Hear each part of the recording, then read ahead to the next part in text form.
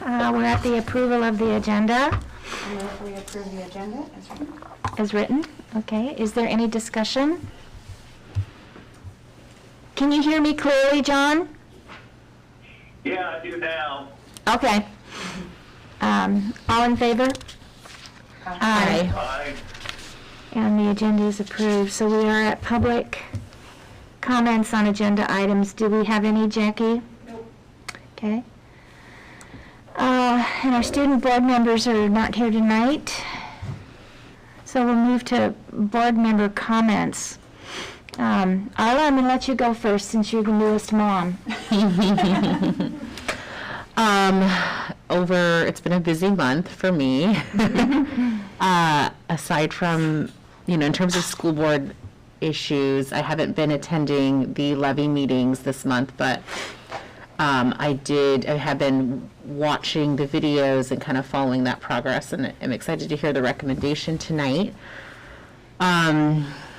And I did this week file for candidacy for the position, so looking forward to that. That's Great.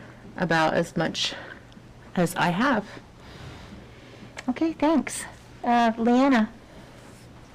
Well, I as well filled out my candidacy form, and it was really strange. Like, it looks like you're on step 2 of 7, and then they like cut you off, and you don't get to go further than that. And I was like, oh my goodness! But then after a day, they sent you an email and all that stuff. So, and now I'm just.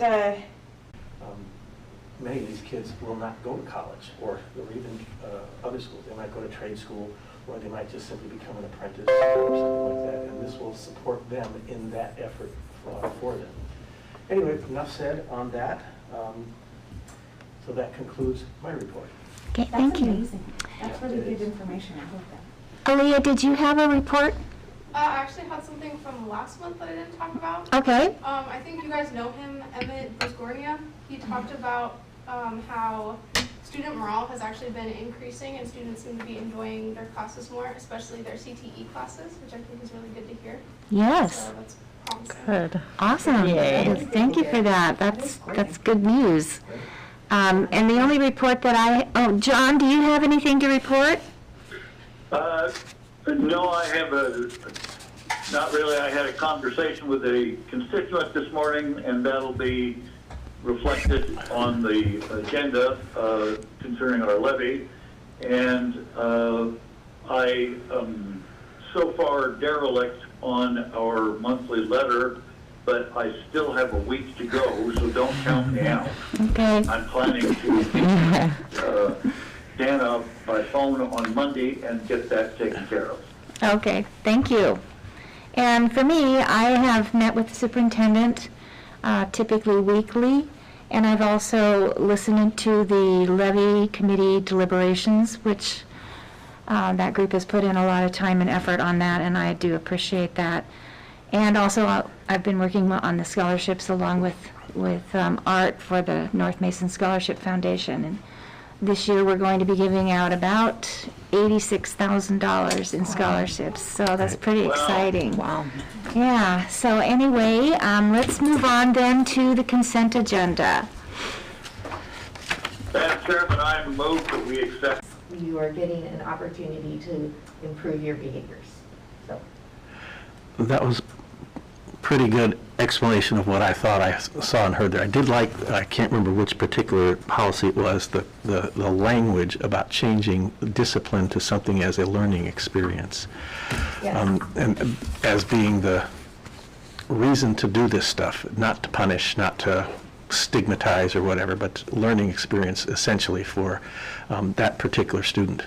And I think that's a step in the right direction in any case. Regardless, there are some kids that aren't going to learn, but if we approach it that way, that can't but There help. will still be reasons for which kids are suspended or even expelled, that we're going to be much more deliberate about when that is and what the most appropriate response to a student's behavior is.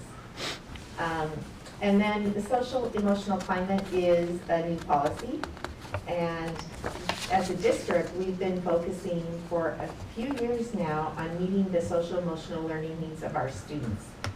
This is also a required new policy, but it reflects the work that we've been doing in North Mason School District already, but now it makes it part of our policy that not only is this something that we've been trying to do because of the data the principals and the building leadership teams have been looking at and building blueprints for, but that the board is making it a priority that we look at these things as well. Mhm. Well, again, thank you for that. It feels like both together, they have relationships to each other, but they're also very separate. But the whole idea reminds me of my perception of all things of Girl Scouting.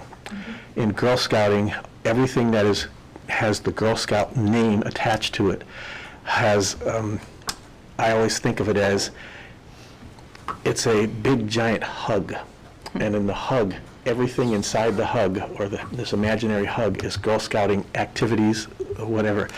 And if you do something wrong, you are part of Girl Scouts still, and we're going to help you fix that wrong thing, help you get past the down thing, that kind of stuff, which is different from many organizations that don't have that, an embracing philosophy. And that's what I see this as, an embracing philosophy. It basically is saying to all of our kids, and you're part of us, and that's important.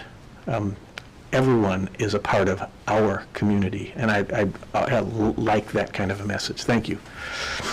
And the voting results from the committee chair, who is Jeremy Hicks. So I'm going to turn this over to you, Dana.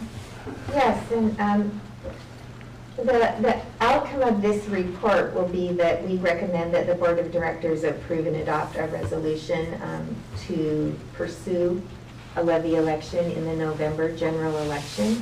But our committee chair, Jeremy Hicks, is present, as is Jason and Slazer, and so I am going to let them discuss the work of the committee, and you have a really comprehensive outline letter telling you all of the things that the committee did. So Jeremy and Jason?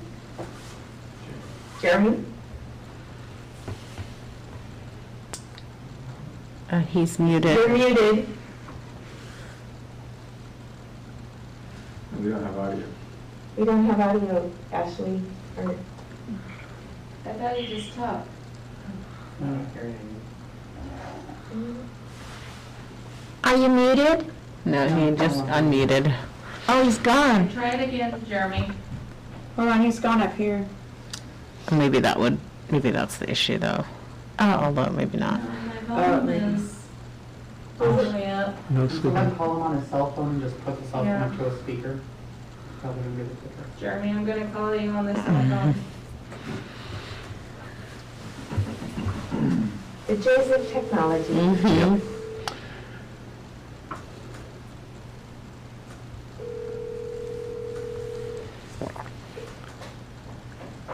All right, you're on the phone. Perfect. Can everybody hear me? Yes. Yes. Yes, but should we move it to a speaker? Everybody can hear you. All right. Well, thank you, North Mason School Board, for giving me a couple minutes today to talk about the excellent work the levy committee has done since the mid part of January.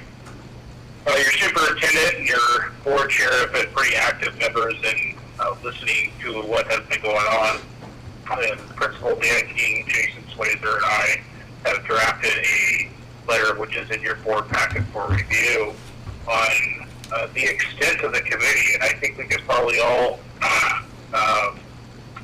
agree that this is probably one of the most extensive committee processes that have ever has ever taken place. And I'd like to take a bunch of credit, but really the credit goes to the 40 plus committee members that were actively involved in this.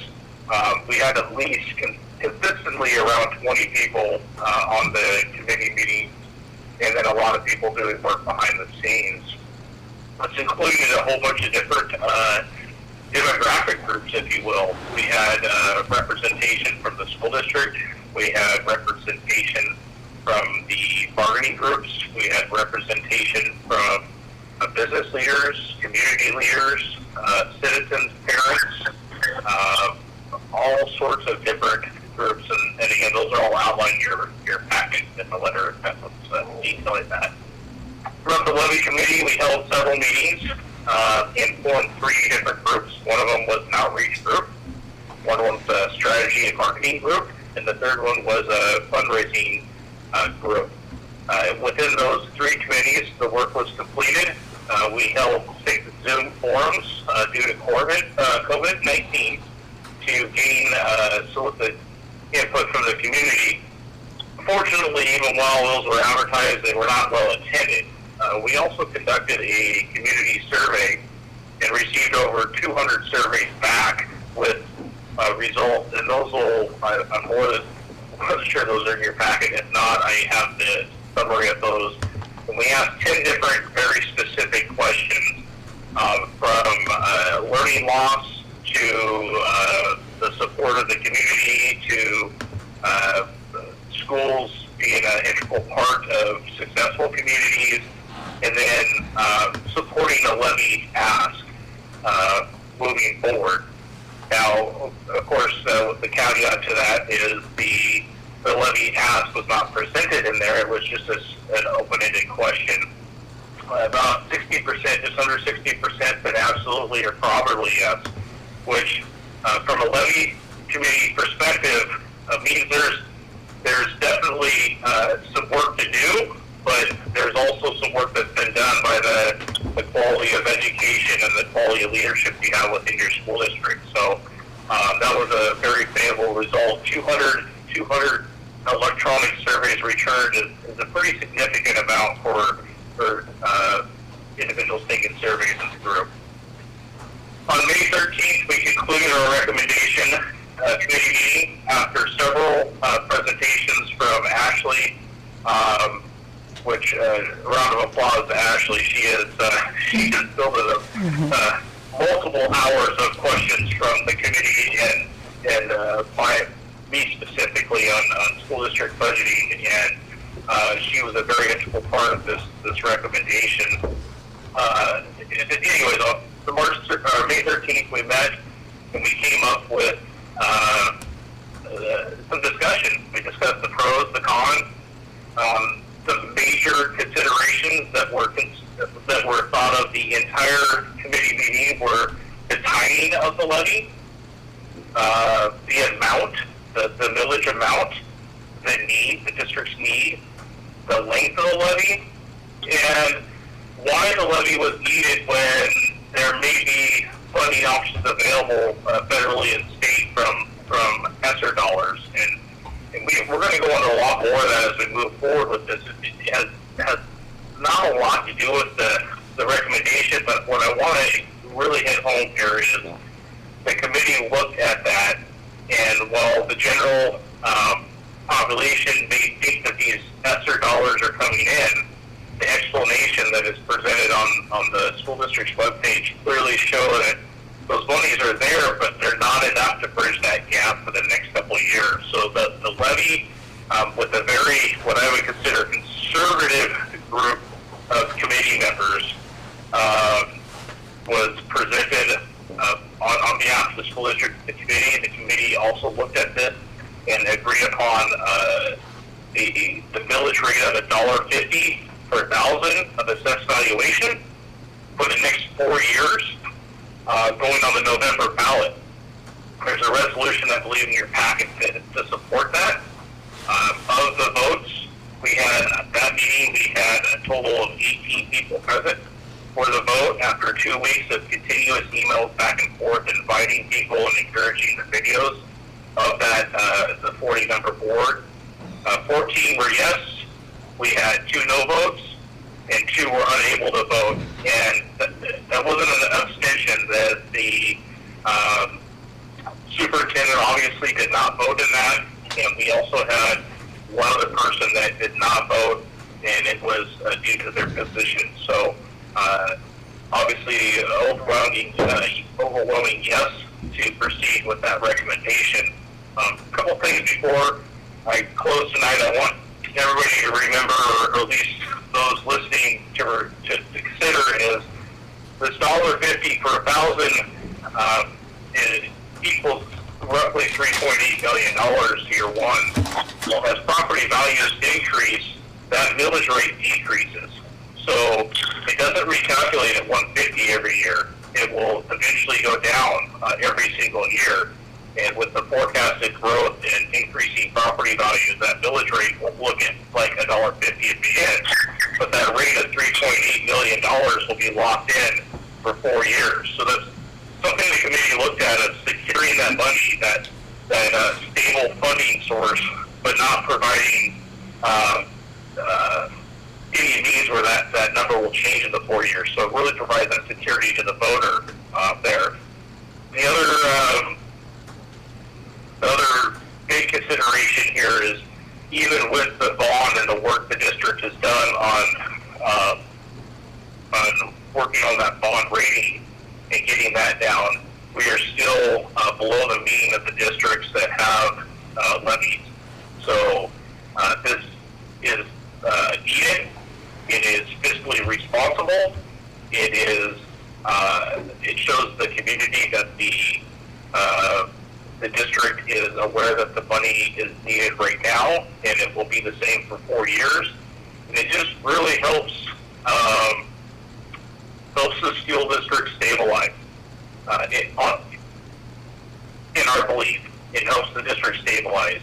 The other caveat with this is just remember, it is a levy. Levies are passing right now, and the strategy and marketing committee has some work to do, but they're anxious to get started. So we're looking forward to pass by the school board so we can start our phase 2 of the process, which is the Vote Yes campaign. I'll turn this back over to you, Jason, or Superintendent Rosenbach, if there's any further comments or questions for me. Thank you. Do you have any comments or questions, board members? Anything you'd like to ask Jeremy? I have a comment. Okay. And it's probably something that he is aware of already, especially because Ashley was part of this, and that is, it's a particular interest of mine because of where I live in the Tahuya Forest and of what's been going on and the meetings that I attend with the Department of Natural Resources, because so many people are not aware of this. But in any case, without having a levy, the school district is not permitted to collect its fair share of the logging revenue that comes from the states. And yet, I see you nodding, so you did know about that.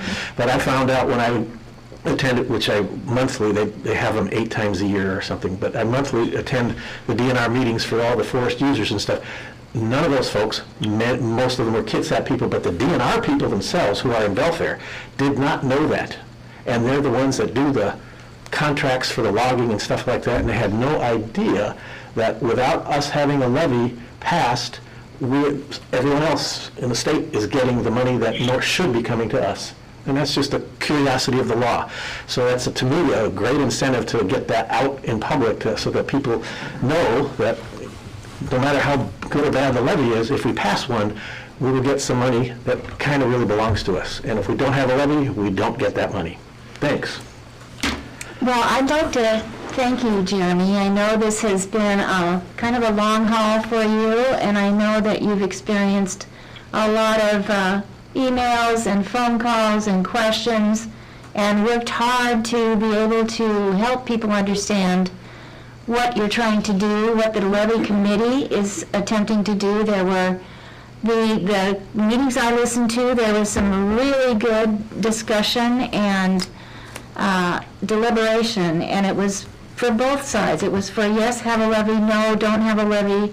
There was enough, I believe, enough conversation that when you arrived at this recommendation, it's solid. So I do appreciate that, and you're not done. If we do pass this resolution, then the work really does start, as you said. So thank you very much. I do appreciate it. Did you go away? Yeah, I had a question. Oh, that's John. Yes, John? But I presume this is the time to ask it. I just wanted, I think, a point of emphasis, because I think it's been addressed because I had a conversation with Dana this morning. I got a call from a constituent who thought that the levy did not know about the de-escalation feature, that it would go down rather than up. So my point is, when we publicize this, we need to make a very big point about the amount being fixed and the the adjustment being made as property assessments go up. No, I think that's really, Jeremy for a minute. I think he's trying to log back in. okay. Okay. No, can you hear me? Yeah, we hear you, Jeremy. No, John, that is a really good point. The way that you write the document, we have to say it's $1.50 per thousand because that's based on the current information that we have available from the county assessor's office. But the second part of that line is for a collection of the $3.8 million, which doesn't change from year to year. So and there is language on page 3 of the resolution that states as property values increase, that dollar per thousand rate will decrease proportionally. And so that is really important that we emphasize that. That was something that remains very important to our community. And I know that Jeremy and the publicity committee are going to really focus on making sure that people hear that message. Good. I think that the fact that I got a call indicates community sensitivity to that, and I'm satisfied that everybody understands the importance of this. I would only add that we do have a credibility problem related to our first, and perhaps even second attempts to pass this. So we really need to get out in front ahead of this particular objection, because it would be a place where talk could arise about, oh, they're doing it again. Yes, thank you, John. Okay, so I think we're at a place now where we can consider Resolution 09G21. Madam Chairman, I move that we accept resolution, what was it, 9G21, levy 2021. 9D21, yeah. Okay, is there any more discussion? I think it's worth a little bit more discussion. I don't, along with Laura, I had attended a lot of these meetings, and everything that Jeremy said and everything that's been presented I completely agree with, that this is needed, that this is absolutely, critical for what we need to get done in the district, and there's been a lot of work on the committee to look at this from all angles. I would love to hear more from this board about their feelings on whether or not we can pass it. And that's really, I think, in listening to the last committee meeting, overwhelmingly folks went ahead and proposed this recommendation. The only concerns that came up were really, can we pass it? That was not whether it was needed, not whether, this was the appropriate amount or time, but do we think we can pass it, and what does it look like if the district does not, if we fail a third time? That was the only hesitation I really saw from the group, and I think it's just worth a little bit more discussion before we, kind of all potentially jump in. I think with my comment, that something I pay attention to is that, like, the time of year we're doing it in November is a tough time for people, and when their brains think levy and they think money, and they're voting on something, and as soon as it passes, it happens right now, and it doesn't. And I made sure to check on this. Even though it's worded in here, there's a lot of words in here, and people are going to look at it and go, it's like reading the Old Testament, like, it's really hard, never mind, but, the money starts coming out in April, which is a good time for, most people. That's where our money, it starts getting busy.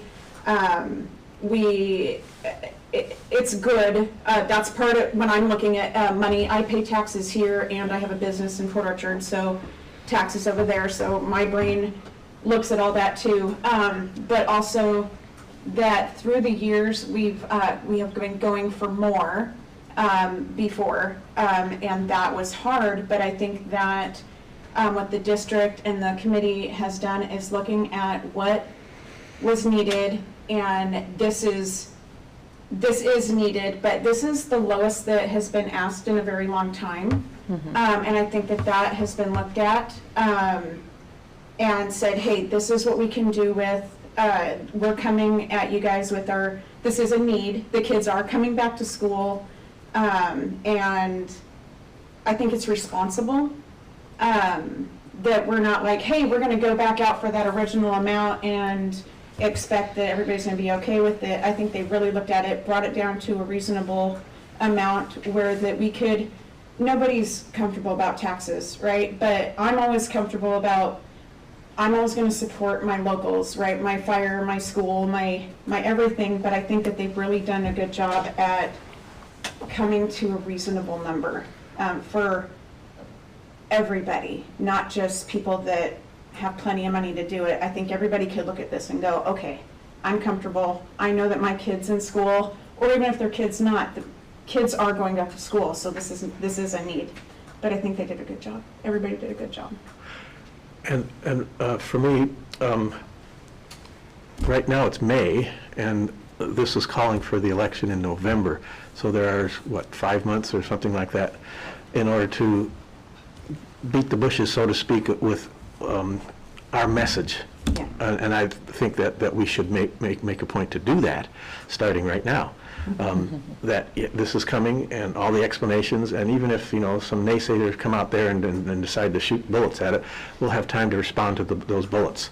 And so that makes the November part, even though it's hard to do stuff in November, makes it more easy for me. I don't have a crystal ball, never have had one, so I can't predict will the community support this or not. I believe they will, but I sure can't predict that. And I think because of what Leanna was saying, it's the lowest amount that's ever been asked for in a long time. That's part of the message we got to get out too. So there we go. I also, I had brought this up before, and I don't like to put us up against, look what this district's doing in this, but I like to highlight things that other districts are doing well. And I think that when we work together as districts that we do best. And one thing that I liked seeing in another district is on their Facebook page that they shared all over the place things that the levy paid for. Things that we don't get unless we have the levy, like the timber tax, and that was shared over and over, and I think that reached a lot of people that it wouldn't have otherwise. Like when you put it in a newspaper or in a mailer or whatever, that Facebook, it reaches a lot of young people that are coming into new voting, and older people that, especially right now, a lot of people are choosing not to recommit themselves to public. So they're there too. So I think that sharing it out on our Facebook and what it is, not in a general, but focus right down onto the things that it actually pays for, I think would help us out. And I feel that this committee was so broadly representative of the community in many different ways. As Jeremy said, you had business people, you had parents, you had a wide variety of people. And if they feel that this will pass, that they can get this to pass, I have to have confidence in that, because we've never had that before. We've never had a committee like this before that made such a point of dividing responsibilities and focusing totally on their separate responsibilities and then coming back together and having those discussions. So we only lost it by 30 votes last April. And my first thought was, geez, $1.50, maybe, is that gonna work? Is that gonna bring back what we've lost? And I think I'm at a point now where I have confidence that this committee knows what they're talking about. And they gave it enough thought and gathered enough information that this is what they're recommending, and I feel like I can support that. Yeah, I do feel like there is a, thinking back to the first levy interest, in the committee, when there were 40+ people showing up who were passionate and excited. That was very exciting to see, because, and especially in a year with a pandemic and we're all isolated and you don't really know what's going on in people's heads and how they feel about certain things. All you see is what's on social media. Yeah.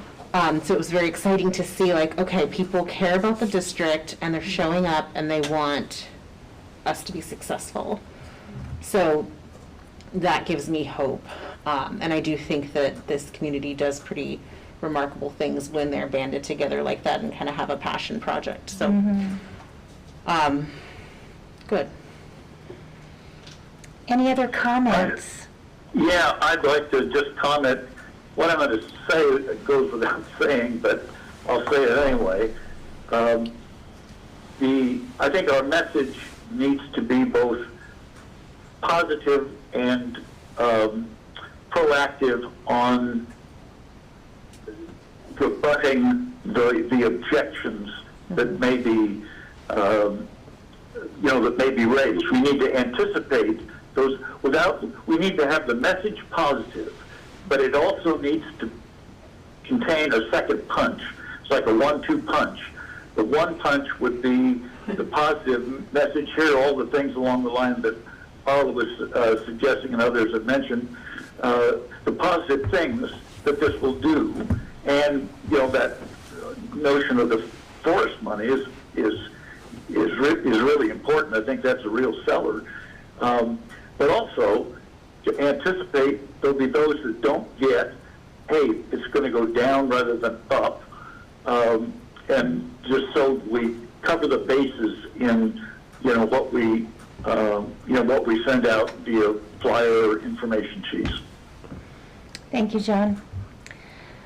Okay, we do have a motion on the floor to approve Resolution 9G71, Levy 2021. 21.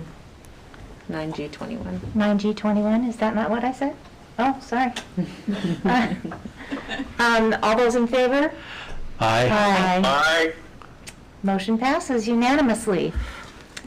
Jeremy, are you still there? We lost him. Well, I just want to say again, thank you to Jeremy, to Jason. No, I'm here, sorry. Oh, and then I was muted, so you didn't hear all my kids screaming in the background. Well, Jeremy, thanks again for leading our work, and to Jason and Dan and all of the committee that you worked with, all the great partners in our community that are going to continue, hopefully, to help us in this now that you are becoming a Vote Yes campaign committee. So thanks again. Mm-hmm. Here, here. Here, here. Thank you, Jeremy. Thank you. Right. Thank you, guys. Have a great night. Yes, go have fun being a dad. Yeah. All right, we're at item number 4, Resolution 4G21, Academic and Student Well-Being. Yes, and when Jackie gets back to her desk, I'm going to have her pull up the recovery plan PowerPoint document that we can go through. So, as was kind of referenced in the previous conversation, our district, like many other districts, is receiving some federal ERA dollars that are called another way ESSER dollars to support learning recovery for students in our district as a result of the impacts of COVID.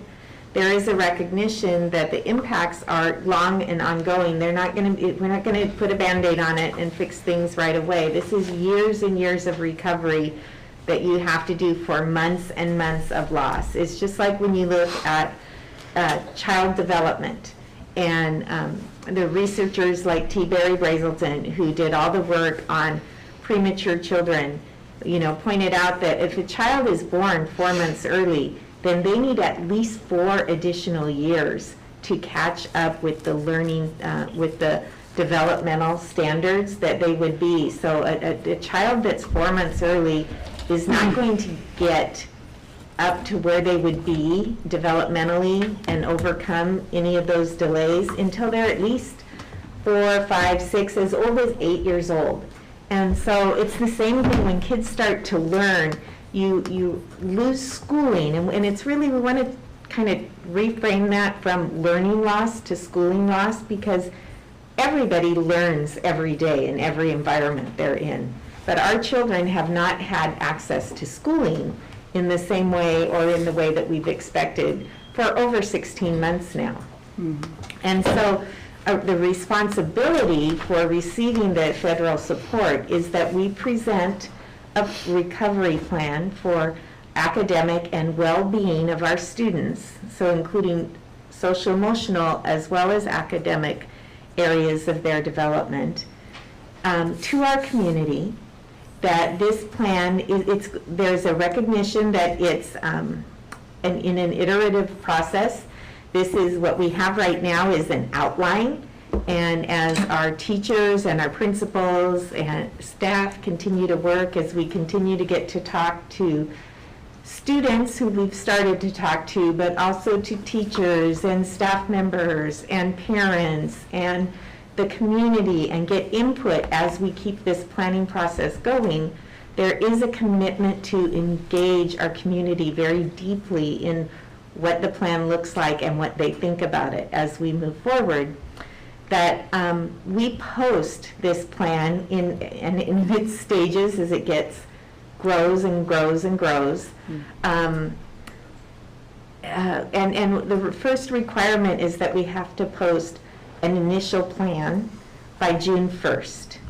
And that this plan, and that we then have to show OSPI that we have posted this plan, and also some initial work that we're going to do that I'll talk about a little bit further in the plan related to equity and looking at some of those disparities between student groups on how the environment, learning environment has been impacted for them, and how we're going to help them have equitable access to success, which really what equity means is that everybody gets what they need to be successful. So if 2 kids start in different places, then they're going to get different stuff to be able to succeed, and that has to be our goal. So our responsibility is to develop a plan that targets specific and actual needs of our students, so that we do ensure that every student gets exactly what that student needs to achieve success. And that's our goal going forward, period. But also that's the goal of this recovery work that we're doing, and that we will be able to get reimbursed for the cost of up to a certain amount from the federal dollars to help us get it done. So the first thing that we have tasked our administrative teams to do, we can go to the next page, Jackie, is look, we have to analyze where students are from a lens of equity. And that means we have to look at all students, but we also have to look at the subgroups of students that we look at in our state and in our district. We have to look at, has the impact for students who are homeless been more or less, and what can we find out from looking at our data about that? For students of color, for students who are second language learners, for students who live in poverty. So we look at all of those different subgroups from a perspective of equity, and districts were tasked with designing and using an equity analysis tool that does these things, that makes us become more aware of the impacts of the COVID crisis and the impacts of what we're doing or not doing on kids every day, looking specifically at exactly who is affected and how are they and what are those impacts, communicating with our community that we have done this work and that we are going to continue to do this work, and we're going to ask for their input on this as well. It includes that we reflect, and starting with our administrative team, on the data that we have. What does it tell us about our kids and where they are and what has happened for them?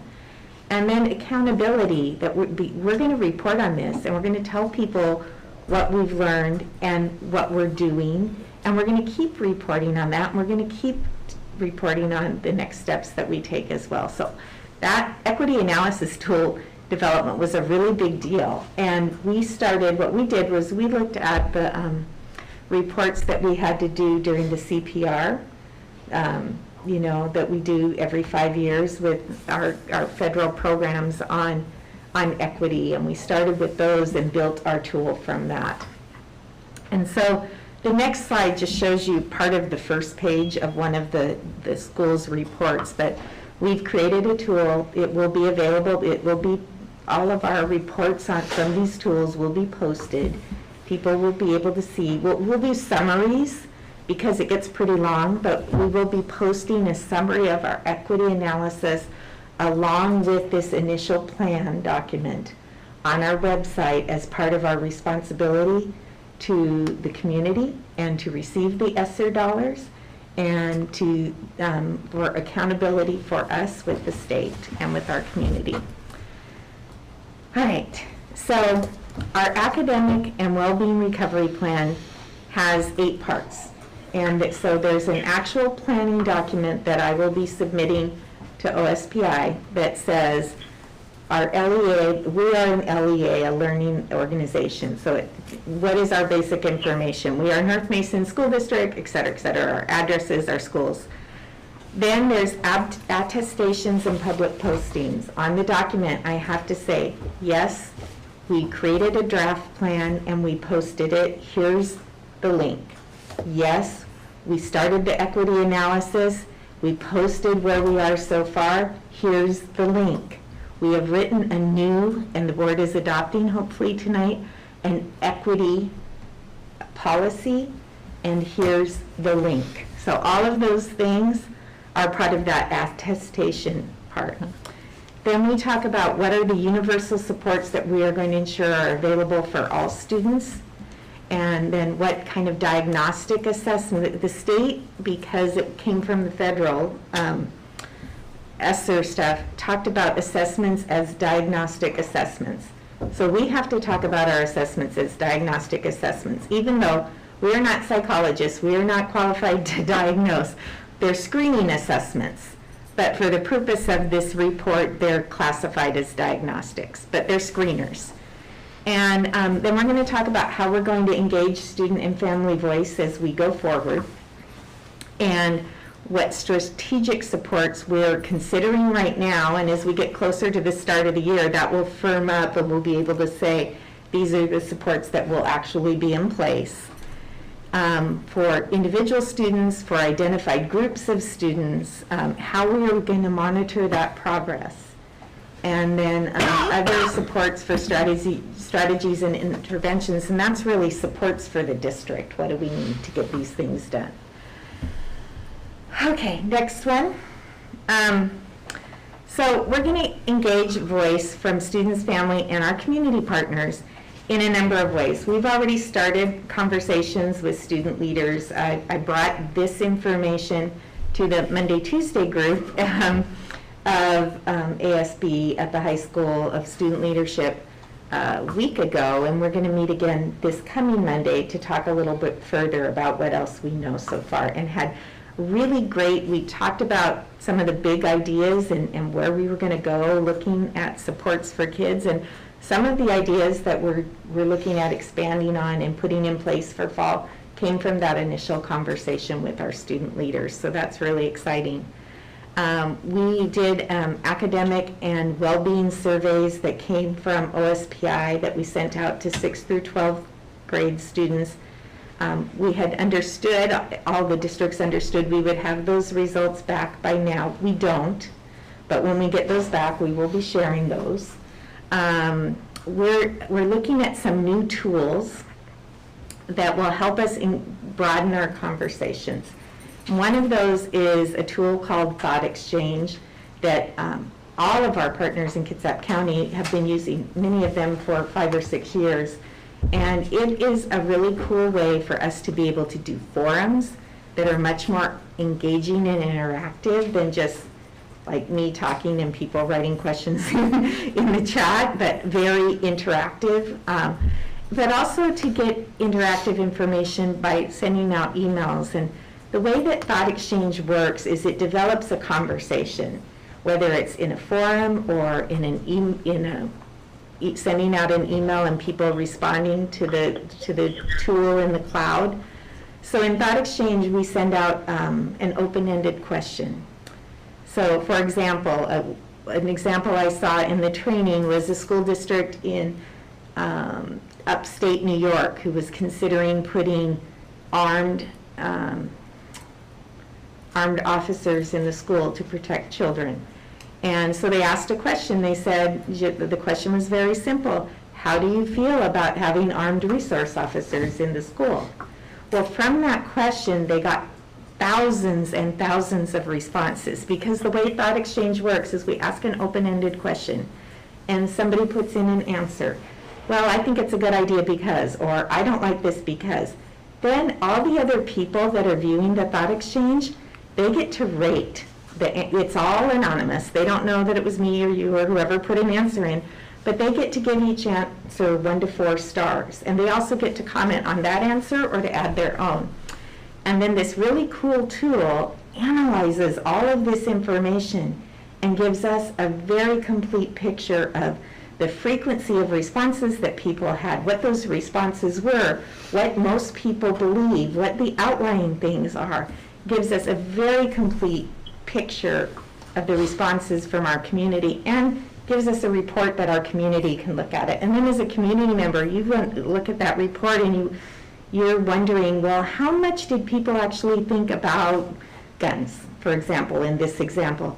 They can put in a keyword, guns, and they can see all the responses that people wrote that had that word in it. So it's very detailed and very in-depth, and it will allow us to really get, I think, a level of feedback from our community we haven't had the ability to collect before, and also to be able to share that with our community. So I'm really excited about starting to use that tool. Panorama is another tool that we're looking at that particularly is more focused on talking to kids about social and emotional, how they're feeling, certain issues, and collecting some data that can be used. It also is a tool that can collect all of the other data we already have, all of our test scores and grades and attendance, and put that in a very clear, simple way that makes it much easier for our teachers and to talk with each other, to talk with students, to talk with parents, to talk with community about what we know about our kids and what we need to do better for them. So those are tools that we're looking at adding to help us do this work better. And then we'll have other forms and versions of conversations with our stakeholders as schools open up more and we get to do other things. Okay, next. So right now, we have to start with what are the universal supports that we know we're going to offer for people. Whoops. And we have been building our multi-tiered systems of support in our district for 4 years now. We'll continue to build that and to get better. We'll look at high quality tutoring and having that available, guaranteed and viable curriculum, differentiated instruction, class-wide interventional strategies, additional instructional time. We're going to look at extracurricular activities and relationships for building well-being, inclusive and positive school environments. How do we grow in that area? How do we develop places that are comfortable social, emotionally? And access to additional behavioral supports or to behavioral supports. And we're going to do that in a number of ways, but probably we considered summer school programs, and we looked at summer school programs, and we looked at the success of summer school programs in our community over the years. And we determined that, although we were considering that at the beginning, we determined that we're going to probably focus our efforts on extending our learning day or extending our day to provide opportunities for kids, whether they are extracurricular or academic support opportunities, but to add those on to the beginning or the end of the day, depending on the grade level, and to provide really comprehensive, deep levels of support that we haven't had in those areas using our ESSER funds. And so we're really excited about that. So some of the assessments that we use right now, we have a number of assessments, and as we fill out the report for the state, we have to include all of this in the report. But FAST comes from FastBridge, and it's tools that we've been using the last couple of years, K-8, to do some academic assessments in math and reading, and they're nationally normed, and they give us really good information on exactly where holes might be for our kids that we can address. Fontes and Pinnell, we use K through 2, that's our reading curriculum, and it also has nationally normed assessments that can help us in a very diagnostic way. Smarter Balance Assessment gives us some data. The COGAT is the testing that we do to place students in our gifted and talented program. It gives us some information. The ELPA 21, which is our assessment of second language learners and their growth as English language learners, gives us some information. WAKids is a tool that we use with kindergarten students. It gives us information. WIDA is a test that we do with some specific kids with special needs. We look at grade distribution at the high school. We look at classroom formative assessments and teacher recommendations. In the well-being area, we look at the SABRS, which comes from the FastBridge tool, but this is a test that we have, or an assessment where kids get to talk about where they feel they are in their social, emotional, behavior, well-being right now, and where adults also get to give information about those same students. We have a number of the COVID-19 supports and testing of the things that we're going to be able to do, the student survey, the healthy youth survey. So we have lots and lots of different ways that we can assess and measure whether we are effective or not. And for example, if we adopt this Panorama tool, it will be able to suck all the information out of all those tools into one document and help us with that, help us look at things. Next. So we're going to, once we do what we're going to do for all, then we have to figure out who needs more, and we'll do that through survey data, through student voice data. We'll do that through our assessments. We'll use the information we get from our equity analysis tool and from our MTSS problem-solving process, where our teachers meet in groups and look at student needs and student performance and identify things that need to be addressed. Okay, next. And we have a lot of different things that we're going to look at for support strategies, and like I said, we're in the beginning stage of determining what these are, but how do we accelerate student learning? Because we don't fill holes, we accelerate students. We look at where their strengths are and build on those to get them to where they need to be and meeting all the standards. Using the inclusionary practices, so students who are coming from different places where they start always do best when they're in a classroom with a variety of students with other different levels and abilities. So making sure that that's part of who we are. Strengthening our multi-tiered systems of support, increasing access to school-based counseling, English language learning opportunities, supporting those students at the secondary level who came out of this last 16 months with a number of incompletes or Fs and need to get those cleaned up on their transcripts, adding extracurricular activities to address the social emotional need. You know, one of the things we're talking about with the summer school / after school programs committee that was meeting yesterday was expanding things like maybe having a running or a track program at the elementary school for all kids instead of, you know, to build on the success of things like Girls on the Run, and making sure we find new ways to engage our parents and our families in this process. Next. And then we will use the assessments that we have to monitor student process and then our progress, and then we will use our building and district leadership teams to analyze the data using the PLC times in the buildings to analyze the data, make sure that we've calendared when we're going to look at data at least every 6 weeks, and how are we going to address and change, and what that process will be looking like. Okay? So phase 1, we're coming up with our immediate and short-term strategies and interventions, building into a fall effective concrete learning plan that gets us through, that we will be starting over the summer. We'll be developing that first phase. We'll get it started. We'll take a look in November about how are we doing, what do we need to adjust, and we'll take a look again throughout the winter, probably again in January and February, and then again in April, and how do we build going forward and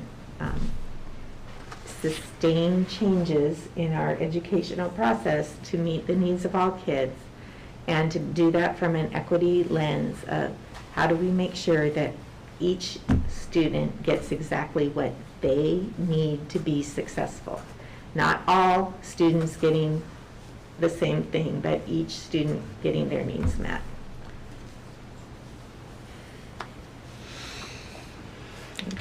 So do we have any questions?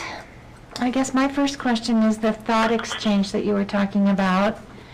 Is that coming to people in a browser, or how do you? It's a cloud-based tool, and so what we will do is we will be able to send out the questions, and people will be able, because it's cloud-based, you can access it through your phone or through your computer or whatever device you have, to be able to get on and put your. So everyone would need to be part of the email system or the communication system. They would need to send it. We can send that out, we can send out the questions and how to get involved and how to be involved through our phone calling system that goes out too. Okay. So we can share with everybody, Okay. and then from there. Okay, my other question is, all of this information will have to be monitored or coordinated by a district office employee, or would that be Our admin team. the admin team for each building? Mm-hmm. Okay. And then we will be regularly addressing it as a group Okay. at our instructional leadership meetings. Okay. So a question related to what Laura brought up with the thought exchange. Will there be, and is it able to handle issues that are school-specific, that you only want to get school parents and people involved in, as opposed to community-wide things? Mm-hmm. Okay, thanks. I have a question about, Well, anybody can buy licenses and use it, community organization, or like the county could do it, a business can do it, can be part of Thought Exchange, but ours is about school. Right. my question is about timeline. So there's this equity analysis tool, and then there's the plan as a whole, and you mentioned submitting to the state, and and I was looking at this next steps timeline. I guess I'm a little bit confused as to how it all sort of tracks. When are you're submitting a sort of preliminary plan to the state, and then this is how it's going to get. You're submitting to the state, frankly, a checklist that says, yes, we've considered in all these things in building our preliminary plan. They don't really Want to see the actual No, they plan. just want us to check some boxes. And when is that checklist due to them? Before June 1st. Okay, and that's what I was understanding. Which is part of the issue, to do all this work Right. and to talk to the community, we have to submit this checklist before we get to have those conversations. Right, So right. that's why some of what I'm saying is extremely broad, because it will narrow down over the summer as we talk to the community and are building our plans for next year, because people will tell us some things. And this plan is a prerequisite before we get any ESSER The funds. June 1st, we've gotten our ESSER 1 funds, we've right. expended those. We've received part of our ESSER $2, but to receive any of our ESSER $3, we have to make this June 1st submission. Okay, just the June 1st submission. Yeah, the rest of this we're committing by making the submission that, yes, we're going to do this work, but There's no one from the state following up trying to see if we've done it. That's what, okay, thank you. Well, it's a great plan. And I believe it's in the best interest of our students to follow through and, use all of those tools that you've put into this plan. It's a lot of work. That's a lot of work. And then it sifts down to the building principals to make sure that it's happening in the buildings. So I'm hoping that it's successful. thank you. So, do we have a motion for Resolution 4G21? If you don't, I will move that we approve Resolution 04G21 on academic and student well-being. Okay. Is there any further discussion? No. Okay. All in favor? Aye. Aye. Aye. Motion passes. I do want to say, obviously, I will be reporting to you regularly. Right. I will be focusing the academic reporting that we already do as part of our EASE, as part of our policy governance on this work. And I do have later in today's agenda a recommendation for an equity policy within our policy governance group of policies that I will also be then regularly reporting on. Okay, good. Yeah. All right, we're at item 5, Resolution 5G21, delegating authority to WIAA. And I guess we need to, do we need to have a new WIAA person? You need to at least name and elect. Okay, we If need it's to. going to okay. remain the same person, that's fine, but Are you that person right Yes. now? I think so. Okay. Yeah. Yes, And, she is. okay, and you're also our ledge rep, right? Yeah. Okay, so would someone else like to step forward for delegating for our WIAA representative? this is the athletics. What does it involve or entail? I don't think there's any meetings. I believe that it's more just an informational. It's a lot of just emails and information, and it's stuff that we usually cover and see already, so it's not really a lot. And they make changes to their, And you give Rules and input on the regs. changes that they want to make to the rules and that kind of stuff for athletics. I think it's a 2-year commitment unless you decide it's not something you want to continue, and then we would just, Do we review this resolution every 2 years? Every year. every year. Okay. Are you happy with it, keeping it, or? If you would like to do it, it's worth, it's like, because it's not like, I know you're brand new, so if you were gonna jump in and take something, this would be a really cool one to take, because it's not like jumping into a pot of fire. There aren't meetings that you have to attend. I would be happy to take it on. Awesome. Very cool. So, let's see, we can just name her as the board member contact, okay? Yes. Yeah. But we do need to have a resolution adoption, so can I have a motion to that effect? I move that we adopt Resolution 05G21, delegating authority to WIAA. Okay, is there any discussion? No? All in favor? Aye. Aye. Aye. Motion passes, and now we're at superintendent update. Yes, and we are going to turn it over to Ashley to begin with for our budget report. And all of the many things she has to talk about there.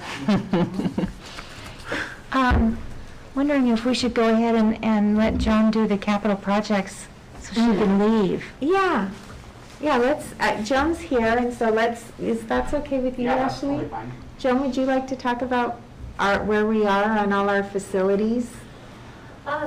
Sure.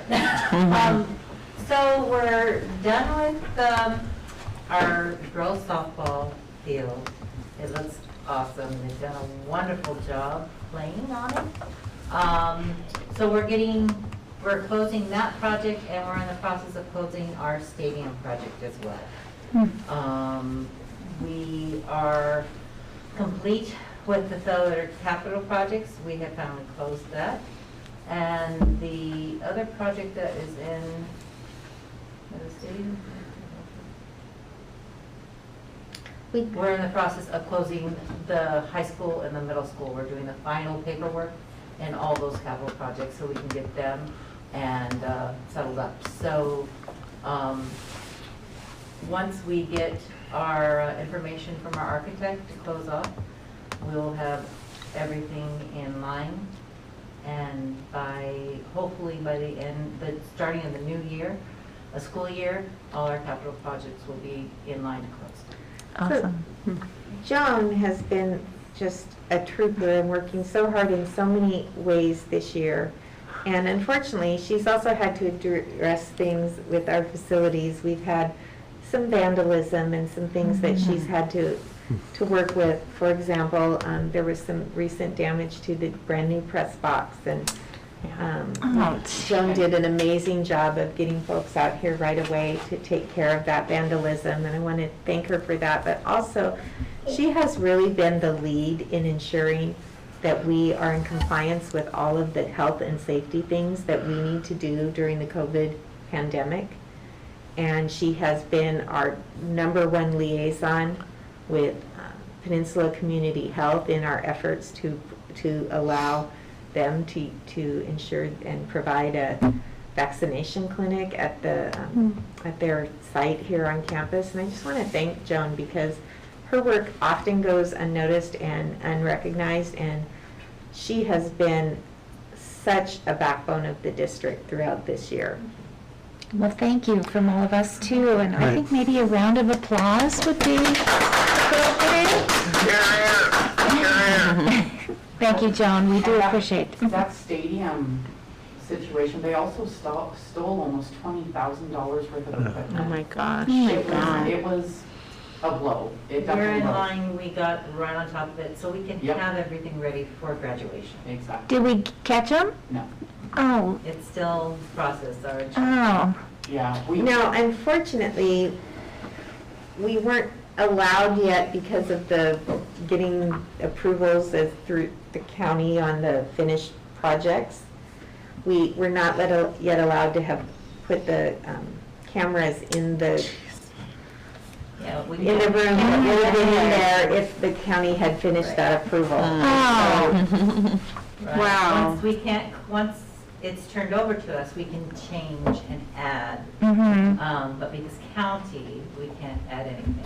So they're working on trying to, We should have everything ready to go graduation. That's been a priority. everything's coming hopefully in tomorrow. Yeah. So I'm Oh, going to excellent. full company. Yeah. And everything's coming, and our Dectronics laptop, which controls our scoreboard, was stolen. So that's already here, Oh. we're getting it reprogrammed, we Good. got on top of it. How and sickening. Make sure everything got in right away. What a gut Yes. punch Yeah. It's unfortunate. to the whole community. I just hope the people, I mean, I know they don't even care, and because they got what they wanted, but that really sucks, you know? That's terrible. Well, thank you, Joan, for all your hard work. Yes, thank you very much. And back to budget and money and everything. Yay. Okay, so we'll start with the other funds. Capital projects, again, just like John was talking about, we're in the process of closing out a ton of projects right now, but we're in the closeout phase, meaning there's not a lot of dollars coming out of the fund because the work has been completed. We're in the paperwork stage. So we have little things here and there, nothing major. And then Joan, Jana, and I are meeting to discuss potential projects for that $500,000 to really stretch it and do the most good in the district with that kind of money that we have there.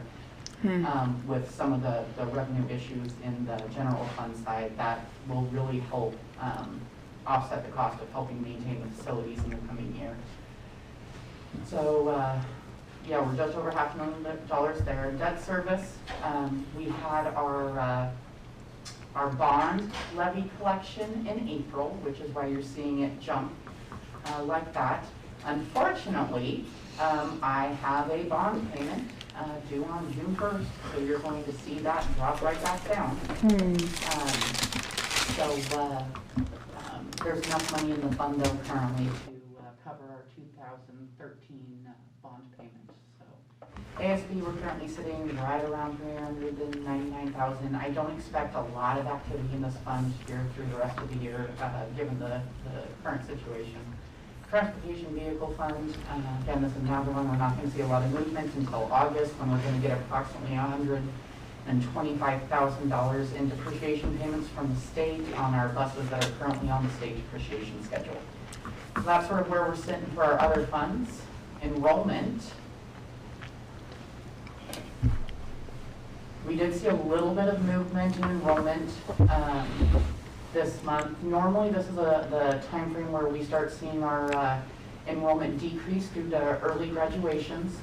We actually saw it increase by about 2 due to the, I believe it's due to bringing back the rest of our K-12 kids. So we did see it increase a bit there. Again, you're seeing that orange trend line is where we should have been, and that blue is where we currently are. Which is what's helping create some of the revenue issues that we've talked about in the past due to not receiving those state funds. So next, you want to go to the dashboard? Yes. Trying to navigate my Woohoo. Okay, so revenues, we're currently trending a couple percent under, which is actually really great considering the $3.8 million of lost state revenue, so the fact that we're only about 2% under is good. Local sources, again, that purple semicircle is going to be completely off because our trend is based upon 4 years of data, and this is our first half of the year without levy collection. So it thinks we took in a lot more than what we actually took in based upon past year trends. State sources, again, this is where we're seeing that deficit.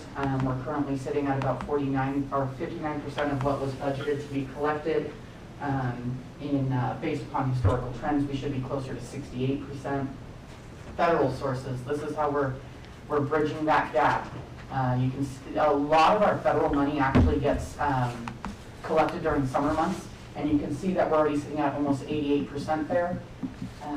When year-to-date, we should be closer to about 61%. A lot of that's due to a lot of the claim work that's going into getting these federal dollars in the door to offset our revenue losses, so that we have a good starting fund balance for the fall. One of the things I'm in the process of working on the budget for next year, and one of the things while I've been going through all of the data that I also noticed, Art, you were talking about the lost state forest revenue due to the lost levy. One of the other things I noticed, and it completely slipped my mind, we're also not collecting local non-high payments. These come in from our local school districts that send their high school students over to our district because they don't have a high school. We normally collect anywhere from $175,000 to $200,000 a year, and when the spring rolled around and I got a statement with $0 on it, it clued in, yeah, we're not going to be collecting it. So here during the budgeting process, I'm having to budget $0 for state forest going into next year and $0 for non-high. Those two items combined on the conservative side is a loss of $500,000. If you're trending it out, it's a loss of closer to $850,000 to $900,000. So combine that with the lost $4.6 million in levy, and then the lost state revenue, and that's the combination is staggering. So the reason for not being able to collect the non-high stuff is because it's remote, right? No, it's because we don't have a levy. They pay us That for a too. portion of what we're losing out on those levy dollars by having So the kids. it's just like the forest dollars then? Exactly. Wow. Yep, hand in hand. Oh, we need to get Wanted to that out add to the awareness pile. too. Yeah. Yep. Okay, so expenditures, that green semicircle, again, that's the one that I watch super closely. We need that closer to 10% by the end of the year. We need 10% in fund balance before August 31st to get us through a fall of no local levy collection. Right now, we're currently at about 6.8%. I'm working on bridging that gap right now through the ESSER 2 collections, like Dana was talking about earlier. It is a very exhaustive process. Because the funds were released late in the year, we're having to retroactively go back through hundreds of invoices, recode, and make sure they're allowable and we've met all federal requirements before I request the grant claim, or else you risk an audit finding in future years. So it's a little bit slower of a process than I was hoping for, but at least we're doing it the right way. Total expenditures year to date, you can see here we're trending a little over 5% under where we would normally be at this point. Again, that's because of our conservative spending approach to ensure that we're offsetting some of our lost revenues.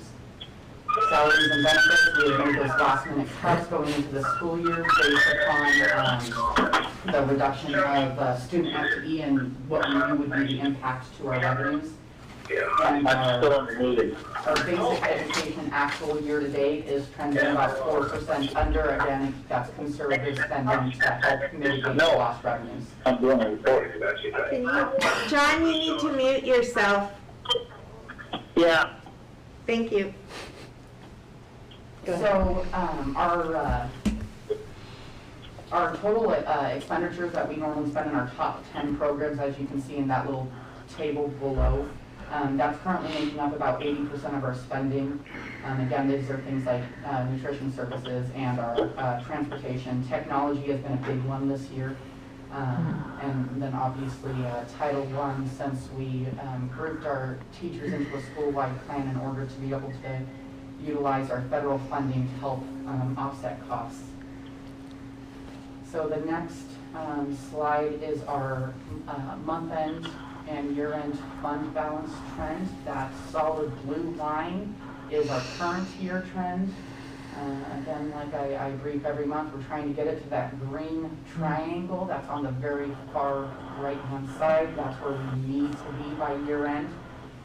It's slowly moving up, which is what I would anticipate over the next few months. I'm going to be working with my replacement on continuing the work I've been doing to help bridge that gap so that you guys are there by the end of August. And then the next one, so this is a more detailed idea of where our revenues and our expenditures are coming in. And this is one that I really like to look at on a monthly basis because it shows all of our different revenue areas where we're technically in the hole. These are areas where, based upon past trends and budget, we should have more revenues on those areas than what we actually do now. We've lost about $3.152 million in just state general apportionment dollars. That's sort of that larger number smack dab in the middle of the top of the revenue section. And then what they consider the special purpose unassigned, it's that $875,000 negative number you're seeing there. That goes hand in hand with our general apportionment. That's like loss of CTE revenue and other specific state categorical funding that we're not receiving.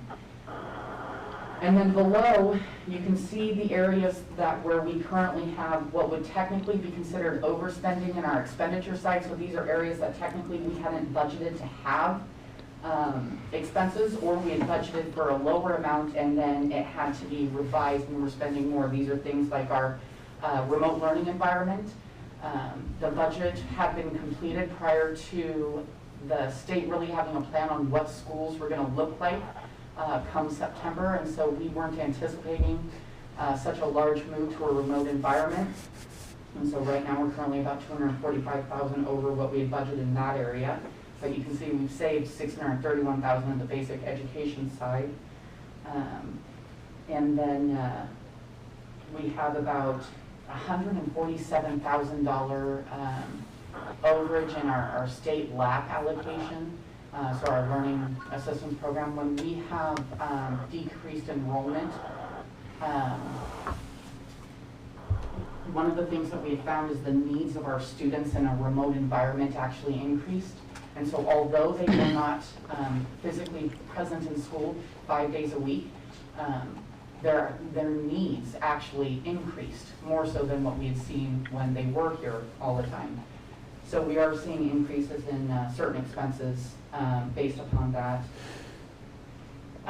That's all I have on the general fund side. Questions, comments? Will you be, you're obviously going to be working with your replacement, but will we be seeing this? Yes. Thank you. I'm training her on the use of the software, and I've already reached out to my contacts at Forecast 5 to ensure that she's going to have a rep